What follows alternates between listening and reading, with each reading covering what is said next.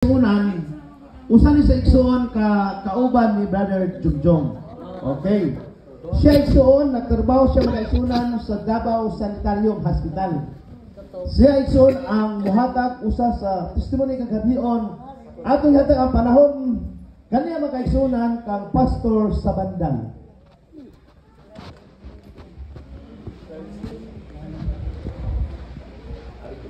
Taas ni siya, taas. Dito ko sa ubos. Sa Panimalay Tunog Family, usa ka masubanon nga gabi pero sa tanan nga mga Kristiyano, mo greet ako sa inyo. Congratulations. Ngano, congratulations man akong greeting sa inyo ha. Kay ang mga tao nga nagkinabuhi nga Kristo ang kamatayong ginansya, no? So kining word nga condolence kalibutano na siya, pero ingon ni Paul sa Philippians 1:21, for to me to live is Christ, to die is gain. Gihandom man gyud nato nga dili ta mamatay, kunya mao po na ang gusto sa Ginoo. So sayop na siya kanang musulti mo nga kabubuton sa Ginoo nga namatay si Kuan Isidra, so dili pagbuot sa Ginoo. So sayo po na nga maingon mo nga gibawi sa Ginoo ang kinabuhi ni Sidra. Kay ang Ginoo dili sama sa tao nga hatag bawi.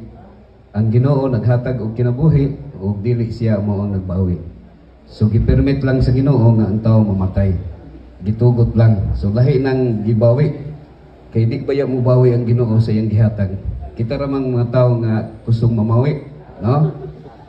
So nining takna karon sa kagabion. Mga pila ka kilometro gani gikan sa Jong. Si Jong, napa Jong. Jong. Pila ka kilometro gikan diri paingon sa Davao? 200 to. Murag pareho ra sa Tupi, no? Kalayo. So ang Surigao mo kuan mga 300, no? So nining takna sa kagabion sa dili pa mo padayon ang mga testimonies. Unya kay actually mga kaigsunan bibo kay taron, no? Pag abot na mo, uy, bibo man. Actually, bibo na siya pagka ng last night na. Unya, kami din hisa, ang presidente sa Adventist Hospital Davao, Brother Matias, mo ano yung to? Si Dr. Jonathan Casio. Unya, ako siyang gingnan nga kay mo daritso na sa Cagayan, unya, ang EMD, no? Ang taga maintenance, kung muuban siya niya mo aging Cagayan ya Lunes pa maabot. So mo na nga akong ginando kami na dito kay tingali og ma-absent ang pagka-Lunes dili maka-duty ang taga-EMD mas lisod noon, no? So mo na nga in behalf sa presidente sa Adventist Hospital Davao, so naa ko diri isip chaplain nga ni Kuyo nining takna karon. Namuhatag lang og gamay ninyo nga informasyon or kanang mahitungod sa kining gitawag nga duha man na siya nga atong pilian diri sa kalibutan. Ang usa gitawag nga GP, ang usa gitawag nga PI. So GP versus PI. Ano na siya? So unsa nang GP? Unsa kinsay makatagna sa GP gani? Unsa nang GP? O pa nakatagna? GP is God's principle. Nya sa dihang nakasala na ang tao, naa sige daw PI. Unsa nang PI? So pwede po Philippine Island, pero actually PI is People's Initiative or People's Idea. Or gitawag nga People's Invention. So mo na sa mga kaigsunan. So nasabdan na ninyo? GP versus PI. So kung naay mga butang nga nahitabo, actually anything nga dunay good and evil, ang tawag na PI. People's Invention or People's Initiative. So PI na siya kanang good and evil. Na mix ba good and evil? So ang kanang God's principle is absolute good, no mixture of evil. Mga sa mga kaigsunan. Mangutana ko sa inyo, yes or no lang ang answer. Kini bang eroplano, barko ug jeep pagbuot ba sa Ginoo, yes or no? Brother Matias. Sa yes or no si mo answer? No, ikaw so ang tamang answer is no. So dili pagbuot sa Ginoo ha. Usay mag-ambog ta Ginoo tagay kog sakyanan. uy, pagbuot ko sa Ginoo kay gitagaan kog sakyanan, pero dili siya pagbuot sa Ginoo, gitugot lang sa Ginoo. That is people's invention. Kay naa man say good and evil, maayo man sakyan ang eroplano pero ang barko maayo man sakyan pero malunod man pod, mamatay man ang tao. So naay good, naay evil. So ang mga sakyanan, di ba, natin namatay nga na disgrasya katong singer gani nga bata. So na good ang eroplano, good ang barko, good siya sakyan, ang mga sakyanan kami naabot mi diri, pero naay evil. So ang evil, ang ganang itawag mix siya good and evil. So ang Ginoo mga igsoon, naghatag natog tulo ka butang nga gihatag niya sa to, ang gitawag absolute good. Hangin, tubig, pagkaon. So dili ka mabuhi kung walay hangin, walay tubig, ug walay pagkaon, mamatay ka ana. Di man ka mamatay ug mawala yung boyfriend. Di ka mamatay ug mawala yung girlfriend. Pero mamatay ka kung mawalay hangin, tubig o pagkaon. So mao na siya. So mao nang kanang mga barko, eroplano ug jeep, naama sila tambutso. So ang mugawa sa tambutso unsa man? Aso. So mao nang bawal ang tambutso. Pero kay kinahanglan naman nato kay ang sakyanan need naman nato, no? Pero gi-permit sa Ginoo. Kay kita man pod gusto mo puno atog layo. Actually ang design ra gyud sa Ginoo sa tuwa, maglakor kita. Ang gihatag sa tuwa BMW. Unsa nang BMW? Baktas Mintras wa. So baktas ra ta. No, padulong sa Davao, baktas ra ta. Pero di na kamo atog Davao kay diri ra man ta manginabuhi. Pero kay ang tao magbuot-buot man, so mao na nga maghimog sakyanan. Pero okay lang kay ang sakyanan naramon sa likod ang iyang tambutso, ayaw lang pagbutang tambutso sa baba. Unsan tambutso sa baba? Sigarilyo. So mao na dapat limpyo ra gyud nga hangin. Ang gihatag sa Ginoo nga imno nato unsa naman? Tubig ra. Yang kay tao kay bright naman kayo nagtimpla na magkape ug coke, no? Moinom naman tagtanduay ang mga tao. So dapat tubig ra tong imnon para dili mo taas atong sugar, dili mo taas atong creatinine. Unya mo na hinungdan nga ma-diabetic ang tao. Pero mas kung ang lami irambol nimo ang lami unsa man? Mali, no? Ang lami ganahan man tag mali. Kay lami man usahay mali. So ana na si mga kaigsunan mo nang mainom ta og kape. Now, ang ikatulo, ang gihatag sa Ginoo nga kanon ra gyud nato katong prutas ra gyud unta, no? Pero karon kay mukaon naman tag kuan kanang karne. So mao na siya ang mga hinungdan nga aduna tay sakit kay kung baligtaron ang sakit, Brother John, kung baligtaron unsa ire? Unsa pa? Kung gusto ka mo sikat, unsa man? Tikas. So ngano dunay sakit? Kay dunay tikas. Moto kung yun mo nga limpyo, aninyo nga limpyo ang hangin unta atong ginawaon, ang tao magsigarilyo. Ang tubig nga atong imnon, tubig ra gyud unta, mainom unta kape ug coke. No? Mainom Coca-Cola, Pepsi-Cola, Riscola, Sting, Cobra. So dako Cobra honon ang doktor sa tuwa. Onya, imbis nga atong kaonon, kuan ra gyud mga prutas ug gulay ra unta. Mo kaon man ta og karne. So mao na nga mo shorter atong lifespan. But anyway, na naman ta sa gitawag nga People's Initiative. So ato lang yung iampo sa Ginoo kanunay nga ang iyang principle mao yatong sundon.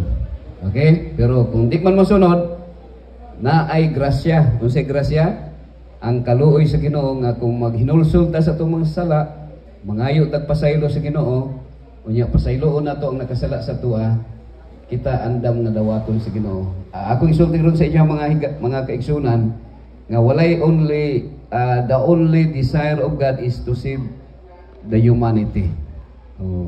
Ang ihag yung purpose ngano si Kristo na himugso sa kalibutan, namatay siya niya gilansan sa krus para gyud pagtubos sa atong mga sala. So kita tanan gibayran nata ang atong sala nga bisag wa pa nato nahimo, gibayran na ni Kristo sa Kalbaryo sa cross. Unya kita karon ngano na ata nagsimba ta sa Ginoo kay kita nagpasalamat nga iya natang giluwas. Actually ang salvation is justification. Luwas na ta. So but there are only three tenses of salvation. Unsa man? Justification, and then unsa man sanctification. So kung luwas na ta, atong sundon ang pagbuot sa Ginoo. O nya, naa na ta gitawag nga glorification, pagbalik na sa atong labaw nga makagagahom. So kini karon kini atong lawas nga madunuton, muundang atong ginhawa, ilubong ta sa yuta, unya moadto ta sa gingharian sa mga wati. So kaunon ang atong lawas sa wati, unya pero pagbalik sa Ginoo, iyang i-restore, balikon. No, mabalik ra ta. Unya pagbalik sa Ginoo, mabanhaw ang tanang mga matarong. Okay? So I hope nga kini nga inspirations matag usa kanato ang kini atong lawas ma-decompose man 24 hours mo baho naman. No? Dito mi atong niaging semana sa Egypt. Ni sulod mi dito sa gilubngan ni Ramses katong mga pharaoh. Actually ang sa Egypt sila gyud ang unang technology nga himo sila bisag tag 4,000 years, 3,000 years ang imong lawas, ang lawas sa Pharaoh murag bulad, no, dili gyud siya madunot.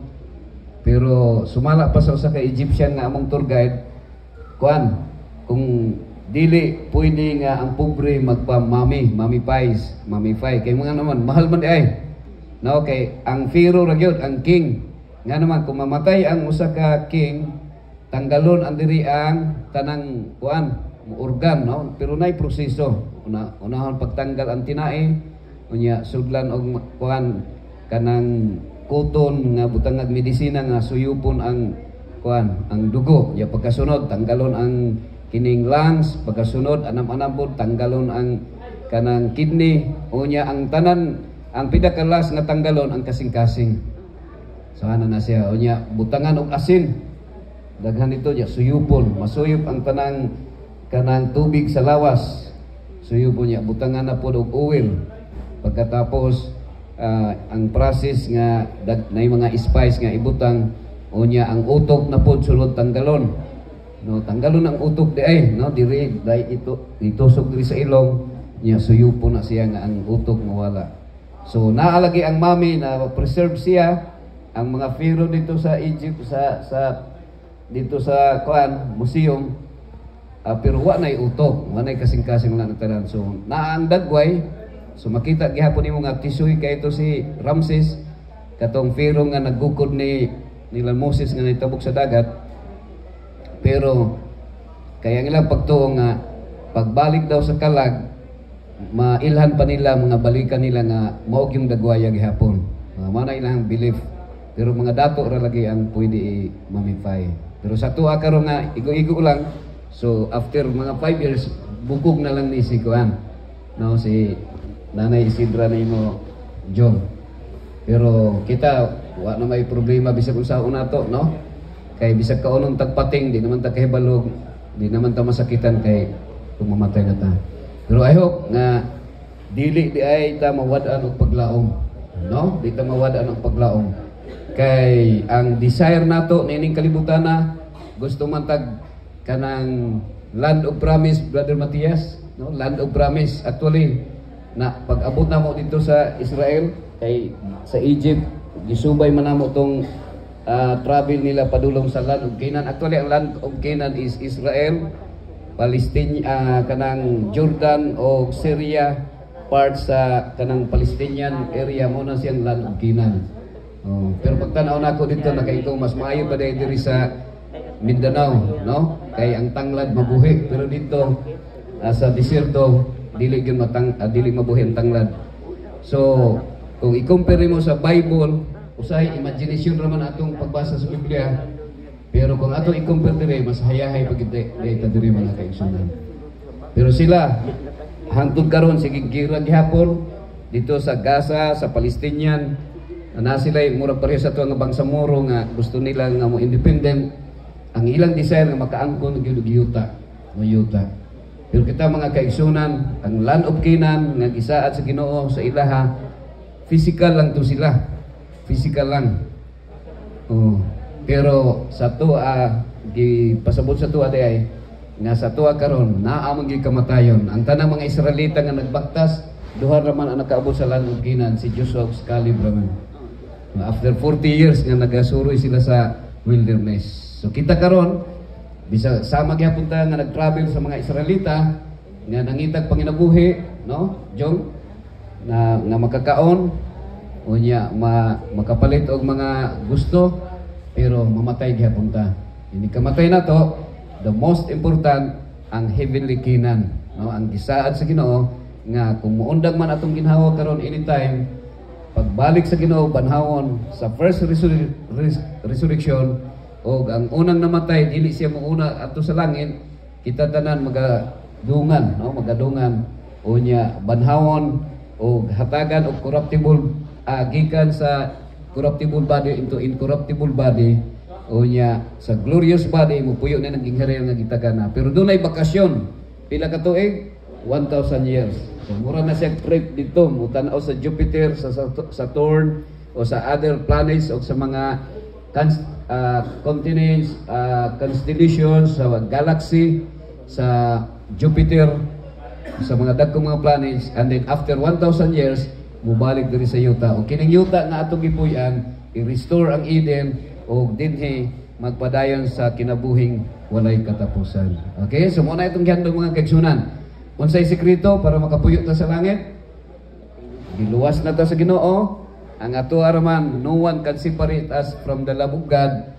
Ang ato araman is our decision to fix our decision nga musunod ra kita kung unsay gusto sa Ginoo. Unsay gusto sa Ginoo, pasayloon nato ang mga nakasala sa tuwa. Aron nga kita pasayloon sa Ginoo. Mo na nga gi-permit sa Ginoo nga masakit ta kay sa panahon nga nanatay sakit, kuha na ka. Wala na kay gahong nga awayon pa nimo imong silingan nga wa ni bayan sa utang. Kung dili imo na siyang pasayloon. Kung na may igsoon nga nag-ilog sa yuta, kay ang usa dakong bahin, ang usa gamay bahin ng luod, makaator kita sa langit kung pasayloon nato ang mga nakasala sa tuwa. Mao ra mga kaigsunan. So I hope nga kini nga inspiration sa matag usa kanato, it's a reminder, no? Nga whether we like it or not, moabot ang panahon nga kita isulod diri sa lungon, mas may gani si Ma'am Isidra kay na serbisyuhan gud siya, no? Kita wa patag kahibalo. Ang atong kinabuhi walay siguro, but our death is certain. Ang kamatayon sigurado. Mao na nga it's a reminder sa gingon ni Paul sa Philippians 1:21, for to be to live is Christ, to die is gain. We need the character of Christ to be imputed to all of us because our righteousness is just a filthy rags in the sight of God. We need the righteousness of God, Jesus Christ. God bless everyone. This is my prayer.